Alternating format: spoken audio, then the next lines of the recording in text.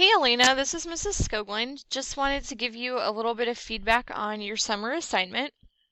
And so we're mostly going to be talking through chapter 3 no, I'm sorry, chapter 1. I just had a couple comments down there. Chapter 1, that was the question you starred. But as you can see, I'm going to sort of reference some other parts of your project as we go through it as well. So to start off, the first thing I always look for in a body paragraph structure, which is what this is a good topic sentence, and we want that to answer the question and sort of preview like what's going to come in the paragraph.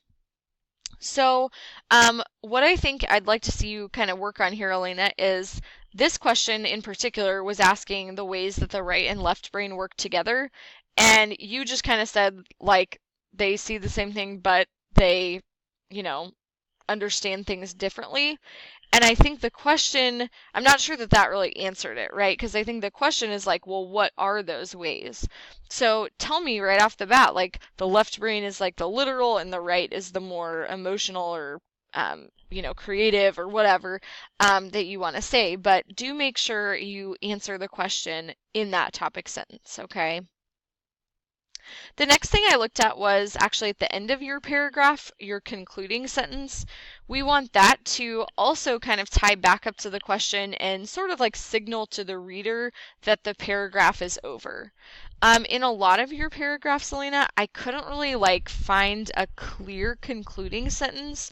So I think that would be a good opportunity for revision is to go back and add in something that's going to wrap up your ideas. Okay.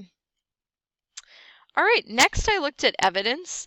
I think you did a good job selecting your evidence. I forgot to comment on that, but I think you definitely like picked quotes in your paragraphs that answered the questions. The issue for me, Elena, was what we call your embedding or like how you're integrating the quotes. So for example, down here in paragraph 3, you actually did a really nice job of this. So you say, the author of this publication states that high concept involves the ability to create blah, blah, blah. That's really nice because even with the quotes, it flows together really smoothly, right? Like, and that's what we want. It should just kind of be one sentence. But up here, you had a quote just kind of hanging out as a sentence on its own, or kind of a sentence of yours that didn't really flow with the quote, and that's not what we want, right? We want it to be like you had in chapter 3. So I would just encourage you to make those like a little bit more consistent. Next I looked at commentary, and I think for your commentary, Elena, it's mostly kind of saying what the quote has already said. So for example, this one, the left hemisphere is what is said, the right hemisphere is how it's said. So you sort of just like rephrase that in a different way here in your commentary. I think what would help it is to maybe give an example of how this quote is true, or maybe even to give the importance, okay? But let's work on not just like kind of paraphrasing or summarizing what's already in the quote. Finally, on conventions and citations, in-text citations looked great, so keep that up. Really good job. And then conventions looked pretty good, like I can tell you proofread.